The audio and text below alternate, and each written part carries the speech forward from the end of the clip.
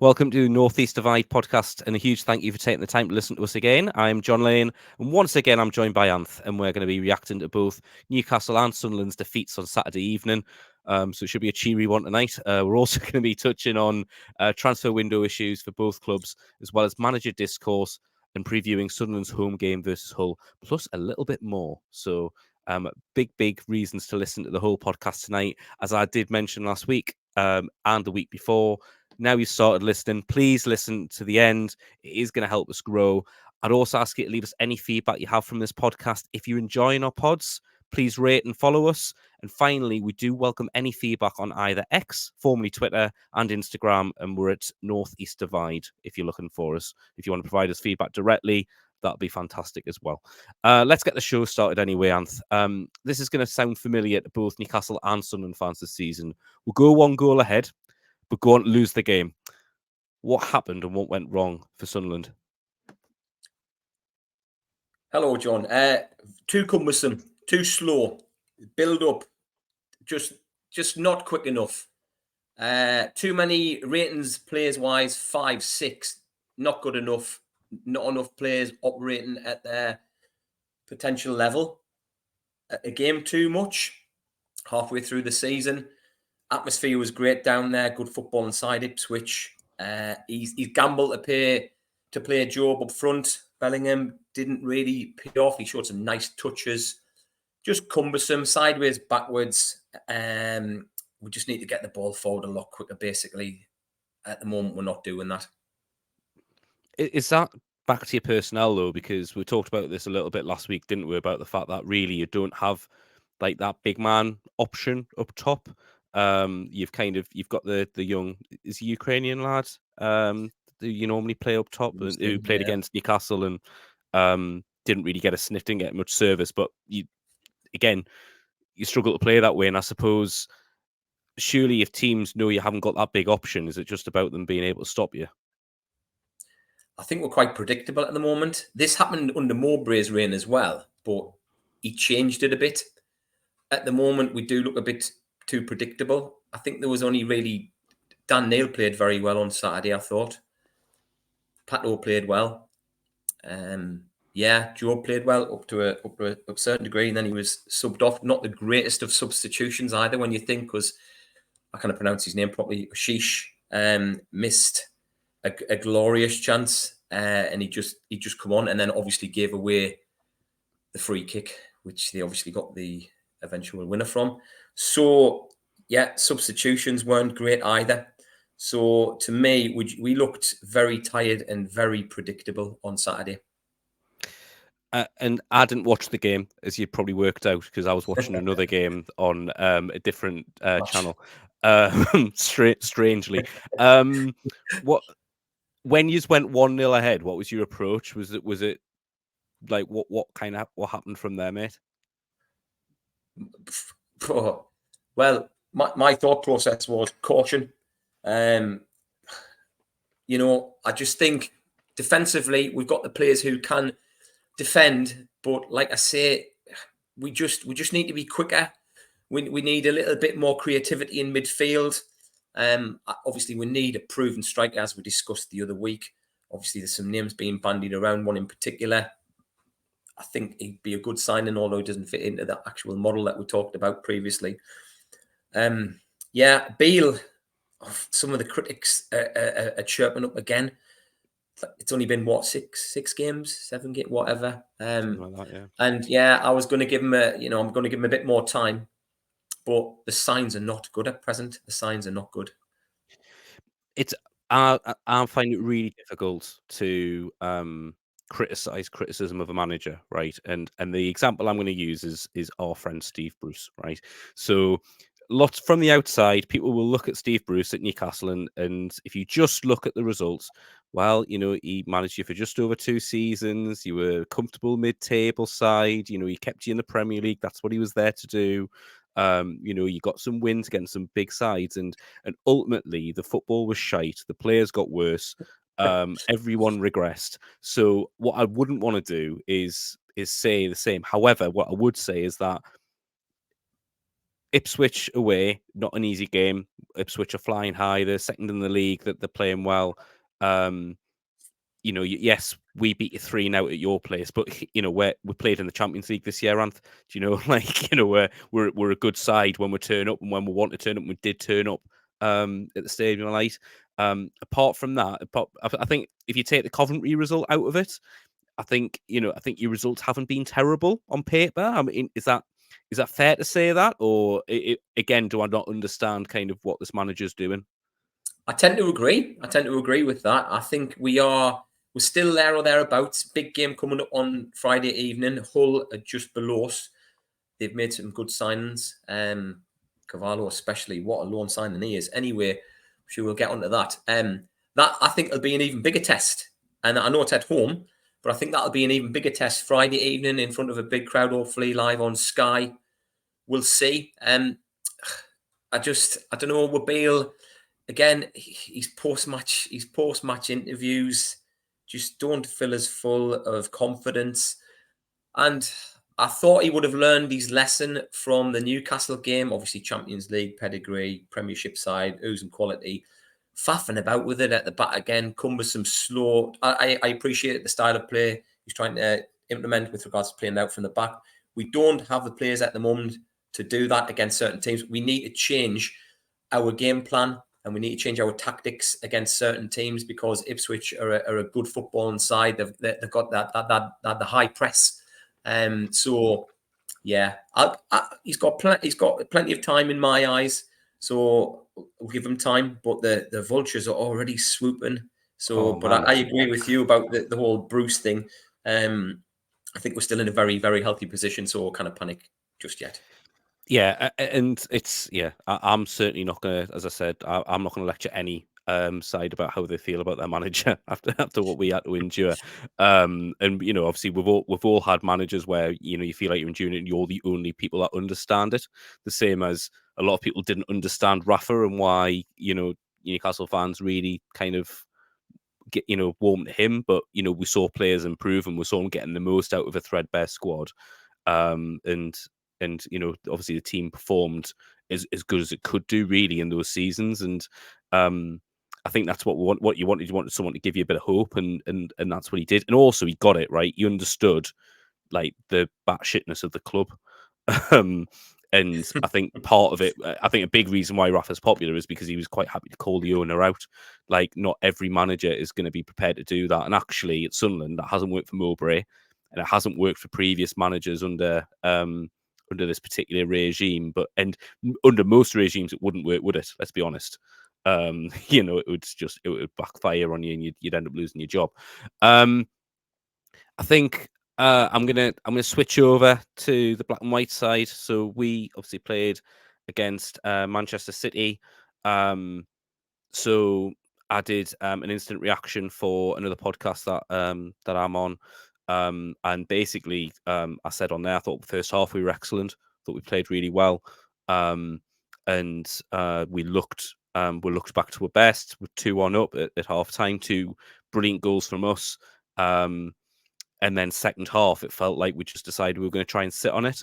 Now, 7 times this year, we've only been 1 goal ahead, and we've dropped points on those 7 occasions. So 4 of those games were in the league, and we've dropped 10 points from those games. And the other 3 were in the Champions League or the League Cup against Chelsea. So we've tried to do something that we can't do, and we've shown that we can't do. And I think that's, for me, was the frustrating bit. I think the results, look, it's Manchester City. You probably go into the game thinking they're going to beat you, right? But I don't know. I mean, in terms of, do I have a right to be frustrated about that? Like, like the fact that we're trying to sit on a 1-goal lead where there's been several occasions this year where we just haven't managed to do that.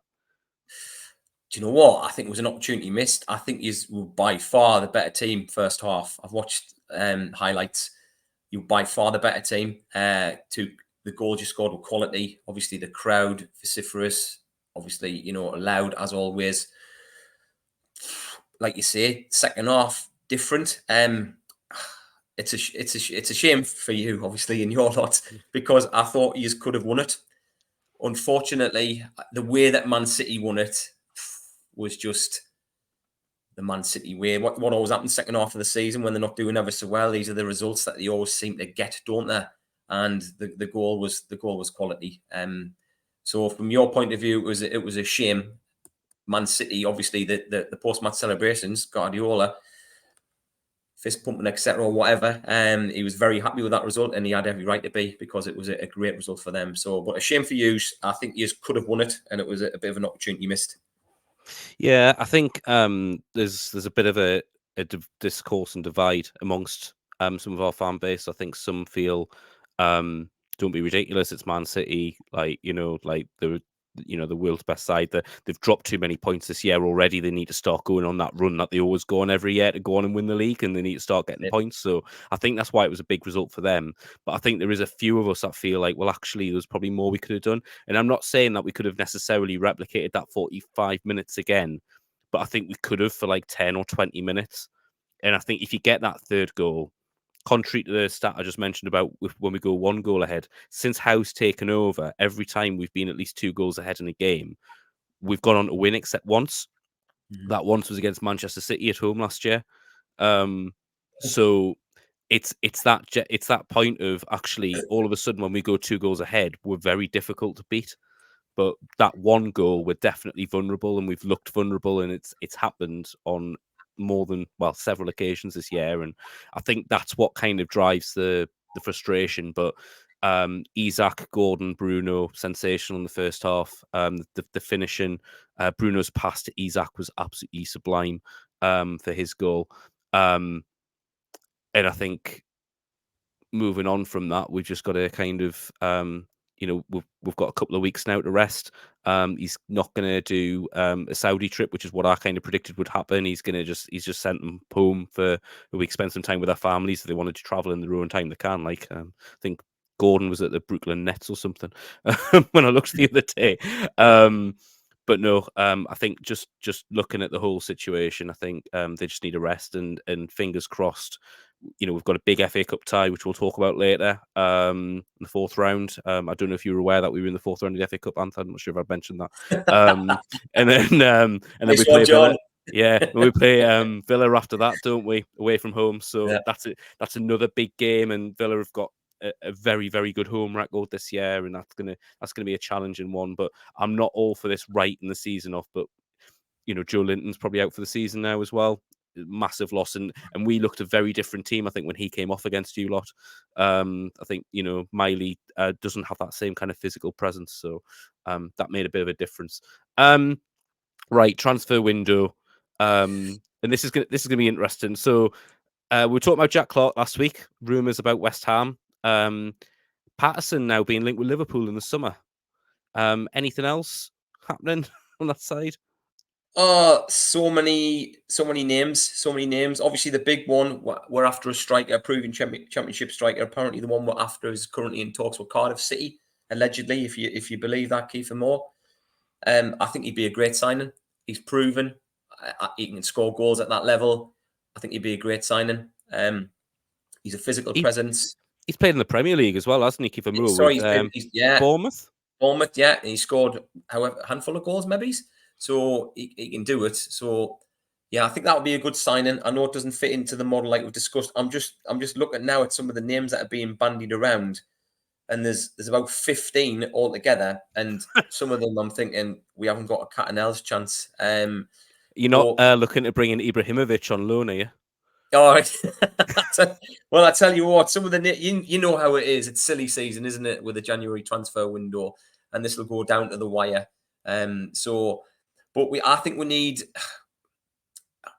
It was nice to see Jay Matete back on the bench on Saturday. He didn't get any minutes. He did well on loan at Plymouth because he wasn't fancied at that particular stage, and would sign a load of new players who hit the ground running. But I'm glad he's back because he'll create some good competition in the midfield area. He's a very tenacious, competitive midfielder. He's very competitive. So I just think he will add something, and I hope he gets his chance. I don't think he's fully fit yet. So, but we need some creativity in the centre of the park. We need someone. You're saying there about the pass provided on for the goal for your lot on Saturday. We haven't got that at the moment. We missed that. Yes, I know we've got Pritchard up front. He didn't have a great game by his standards on Saturday either, but maybe we're looking for a bit too much from him.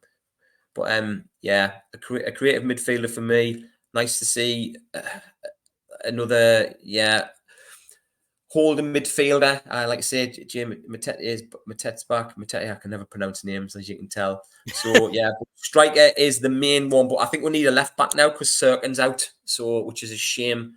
And obviously Huggins is still out, so maybe we need a left back. And there's a young lad from Leicester who's been rumoured to come on loan.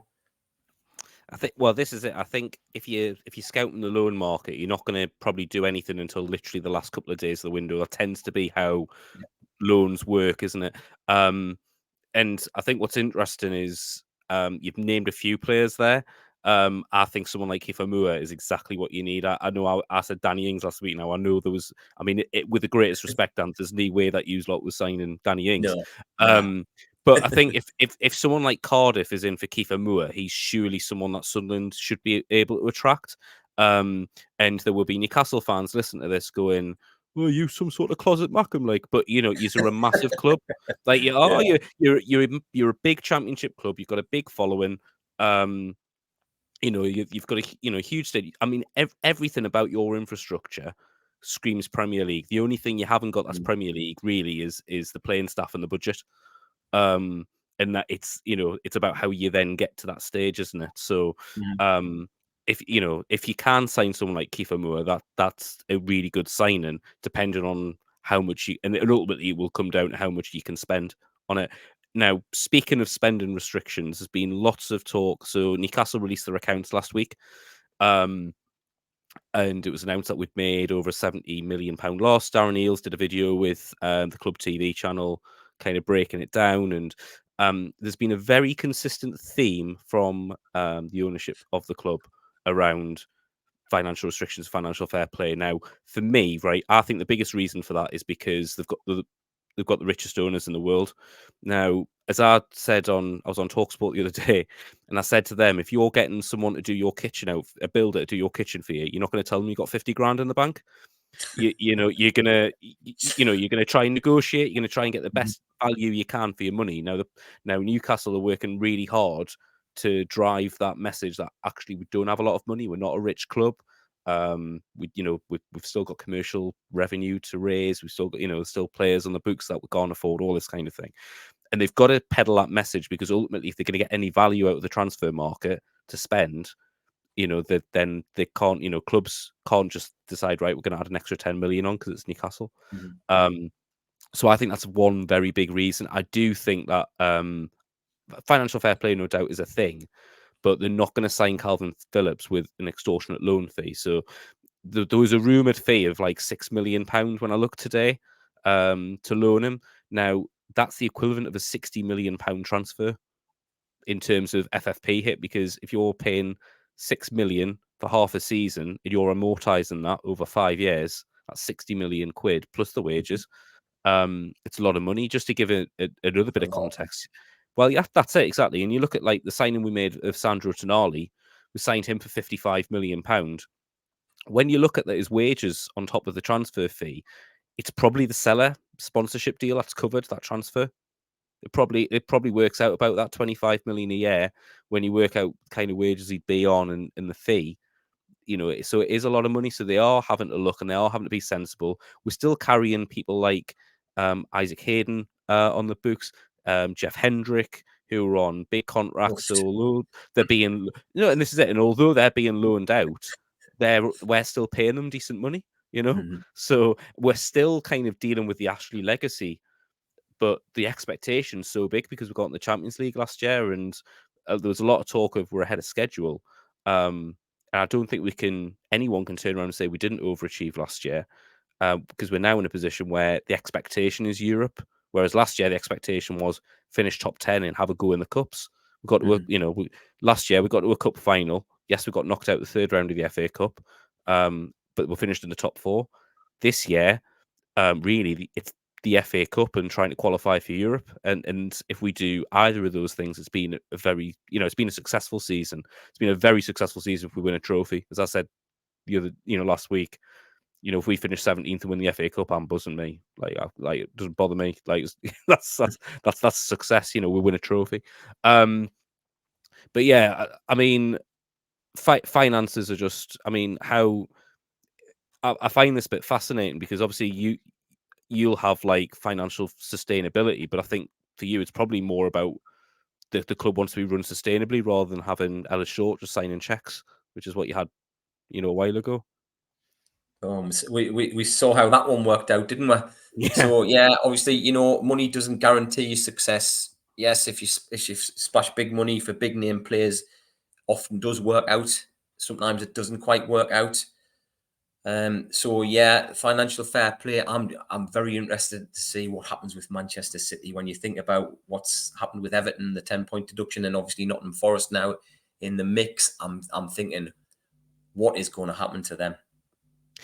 It's a really interesting one, that, and yeah. I think when that eventually is being seen to and charges are being not dropped, but once penalties are being handed out, because I can't see how they can't be penalised, given Everton had a £20 million gap, didn't they? And they got taken 10 points off them. How on earth could Manchester City escape like things over a decade with some of the allegations? But we won't talk about that. We're not going to get drawn into it. No. We've talked a little bit about Michael Beale already. And about whether he's getting a fair chance or not. So I will skip over that because I think that's something we were going to discuss. Big news day today, right? So Mourinho was sacked by Roma this morning, right? Which has to be the worst thing to happen to #NUFC that I can think of, because all that does is spike all sorts of other rumours. Obviously, he's really close with Bobby Robson and at Barcelona, and he's always talked really fondly about coming to Newcastle. I mean, from a Sunderland fan's point of view, I mean, you may not care, but how would you feel if someone like Mourinho walked in at Newcastle as their manager? Box office. I mean, I know I was looking at his win ratio earlier. It was all over Sky Sports News. Of Obviously, course it was. when he was at Porto. I mean, his win ratio was incredible. First stint at Chelsea, incredible. Sort of, filtered down a little bit. Manchester United, blah blah blah blah. Obviously, he's off the pitch. Histrionics with regards to obviously when he was at Roma were just absolute box office. I mean, if he was your manager, he'd be giving you a heart attack. But to me, I don't know. Would it all be about the Mourinho show, though? Is that what Newcastle United would want, or would he actually bring something to the club? And is it being a bit disrespectful talking about him when Eddie Howe's still in charge? And I think Eddie Howe's a great manager. I really do. I think he's a great manager. So he's not having a great time at the moment, but I think he'll turn things around for us. So yeah, I think he'd be absolute box office, and obviously his connection with the late great Bobby Robson at Barcelona. And I didn't even realize he had the nickname. Is it Little Magpie, or is it Mag? I've never heard of that. This is news to me. So I didn't have a clue. I'm gonna have to be better research for next week. Yeah, well, I didn't know. Apparently, allegedly, I don't know. I might have just made that up, fabricated it, but We'll find out. So that's added further fuel to the fire, hasn't it? It has. No, I think it has added fuel to the fire. I think there's a lot of talk. There's some Twitter accounts. Oh, bring him home, and like I kind of tend to agree that like Mourinho tends to end in disaster. Now, I think if you look back at the last few jobs he's had, I think the last job you can say where he walked out, and you could say he walked out with his head held high, was probably Real Madrid. Mm-hmm. And since then, he's been at Chelsea. He went back to Chelsea as the happy one, got sacked. I think he won the league there, though. I think he won the Europa League with Man United and finished second, which he said was his best achievement as a manager, which is ridiculous. Got sacked there. He went to Spurs after that. And obviously, things didn't work out there. They sacked him the day, like 3 days before the League Cup final. I mean, it's not the time I would choose to sack Mourinho just before a cup final, but there you go. And then obviously he's been at Roma, and I might have missed out some jobs there, but I think you said it before. It becomes the Jose show or the Jose show, and that's one thing at the moment. I would say that Eddie Howe never makes it about him. The fans might sing songs about him. They might praise him, what have you, but for him, it's about the team and it's about what they can do. I also think the football under Mourinho is shite. I don't want to sit and watch my team park the bus. I know that with Eddie, he's going to give it a go when he can, and I think yes, I was talking about the second half, the other night, but it transpired that I think Anthony Gordon was interviewed after the game and he was asked and he said like what was said to you at half time, and he said we were asked to go out and get that third goal. Now the performance didn't show that. But the manager can, you take the horse to water, you can't always make it drink. But I think, yeah, any talk of Mourinho with Newcastle at the minute, I agree. I'm not a fan of it. It's not what I want to see. I think he's had his day. And I understand it would be a box office name and it would raise the profile of the club, but I just think it would cause you more harm in the long term. And I do think that this is now a club with good people in place, good football people in place, like Darren Eales, like Dan Ashworth. They've got Pete Silverstone to raise the revenue. They've made really sensible appointments. Now Eddie Howe, of course, wasn't an appointment made by them. That was a appointment made by Staveley and Gadisi and the guys at PIF and JB Rubin. But and that's been a successful hire. They've talked about and wanting to be that Alex Ferguson figure. Now, don't get me wrong. I think he'll get this season regardless. I think if he goes into next season and we're not performing and and they've backed him in the summer, it might be a different conversation. And I hope it isn't. I can really see him doing well. But yeah, I'd be very, very surprised to see Jose at St James's in the home dugout anyway. Someone mentioned on Twitter, would you have him as a director of football or an advisor? I wouldn't have him anywhere near the place. I just think that would be worse. Like, imagine the pressure. Like, it'd be horrendous. But yeah. So your favorite Netflix series is coming back, and Sunderland Till I Die season 3 is going to be with us in just over a month. Thoughts? I hope we don't cry on it. So we'll wait and see. I think it's going to focus. I mean, my son texted us earlier to tell us it was coming out in February, and I was like, "Oh, brilliant! Okay, then," because the two series were pretty much box office, and I think it set the precedent with regards to sort of these football inside sort of your Spurs one on Amazon, is it Man City and all that, sort of set the ball rolling. It was I've got sort of mixed emotions with regards to it. I think it is going to focus on our promotion from horrific League One to the Championship. Whether or not that'll make great television, I don't know, because obviously the only two series, were an absolute roller coaster. And from a neutral football fan, they were probably like, "What are we watching? How is this club being run? It's mental, but it's brilliant to watch."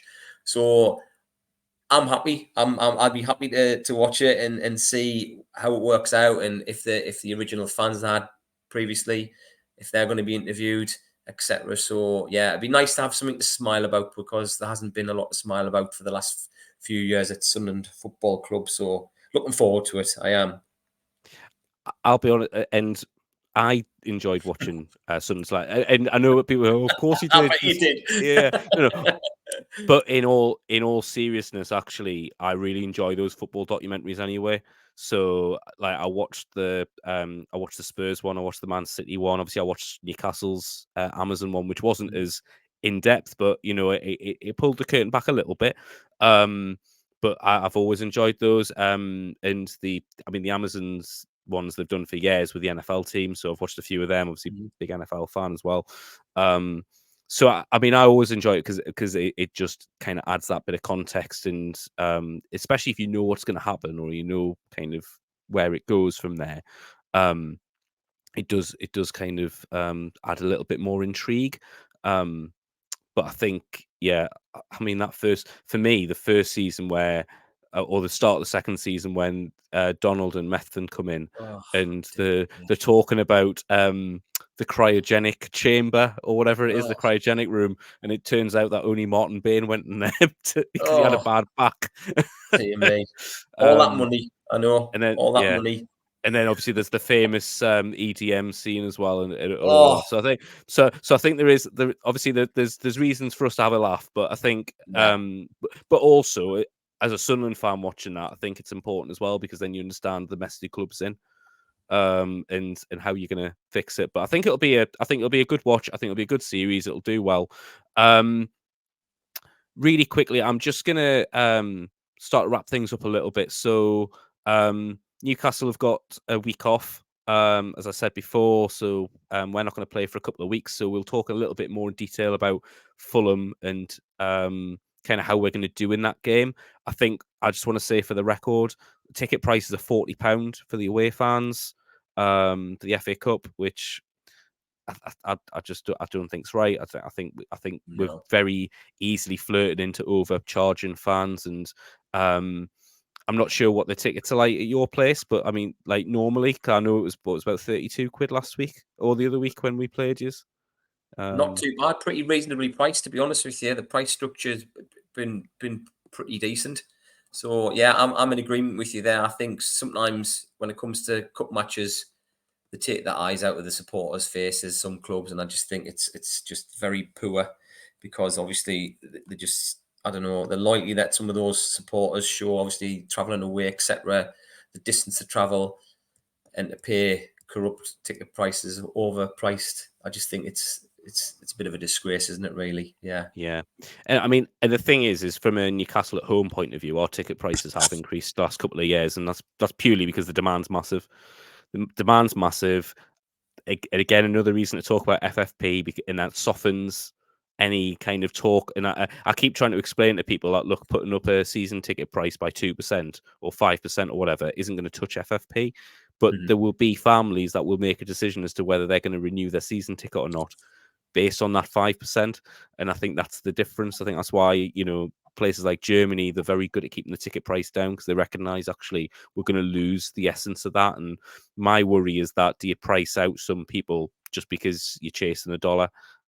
And we just have to get that balance right. I understand some ticket prices will go up. Mhm. I understand there will be more corporate areas, and if people want to pay for those corporate areas, then like good for them. But not everyone can afford that. The other thing as well is the kickoff time. Do you know what our kickoff time is next Saturday for the Fulham game? I don't know what time is it. Is it a strange one? 7 o'clock on Saturday night. The last train That is to bizarre. get you back. Yeah, it's like, well, the last train's at 9 o'clock from King's Cross, so you can't get the train home that Wow. night. Even if it was 10, that would be a push from Fulham anyway, Yeah. to make the connection. So, and obviously we know the railway, so we we know the tube and how that can work. Oh yes. Um, Yeah. Yeah. but no, it's yeah. I think these TV companies need to remember how bad the product was when the fans were there during COVID, and maybe just think about some of these decisions that they make, because ultimately that away end probably will still be full. But and this Mhm. is the problem in another way, and when you look at the protest that Redden did and the amount of coverage that's got because the game got stopped, Mhm. good on them, by the way, because what's been happening to them has been horrific. But it makes you think, actually, are you trying to just push fans as far as you possibly can until they say enough's enough? Finally, we'll finish off. You got a home game at Hull on Friday. Sorry, it's home to Hull on Friday night. You beat them on Boxing Day at their place. Big game again for you under the cosh after 6 games manager. How do you think it's going to go? I'm hoping we're going to get the win, but it's easier said than done. I think Hull are a good team. A good team. They could flirt with the playoff positions at the end of the season. I think they've got some of the players to do that. I think, like I said earlier, Cavallo, obviously loan, fantastic signing. Fantastic signing. I think he's only young, but I think he'll want to prove to Liverpool that, you know, he shouldn't have sent us out on loan, but I think he'll seize that opportunity. So we'll have to watch him. But I think it'll be a tough game. Hopefully it'll be a big crowd and a vocal crowd, and hopefully they'll get behind the manager. Yes, you know, he isn't filling everyone full of, you know, enthusiasm at the moment, but we've got to back him. We've got to back him. I just think, you know, I watched, like I say, I watched the Ipswich game, and I mean, he did well with regards to the assist for Clark's fantastic finish, and he got a good overall player rating for his time on the pitch. I think he got a 7 out of 10, most media outlets, but he still gets grief, and I think why? He's trying. He's a young lad.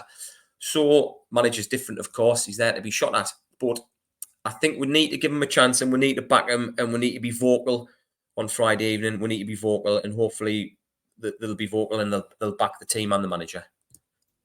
Yeah, and that's it. And you're right. If you get behind the team, give yourself a chance, don't you? If you get on the manager's back, that just increases the tension, increases the pressure, and everything else. So so we will leave it there. So best of luck, Anth, to your team on Friday night. We're going to enjoy a week where we can have some players recover from injury. Anth, thank you so much again for your time this evening. It's been great again, and thanks to all of you for listening. We're going to be back next week, and we'll review that game from this coming Friday. And then we're going to preview their game against Stoke the following Saturday, and our Newcastle's trips to Fulham and Aston Villa. And of course, this has been the Northeast Divide podcast. Thank you and goodbye.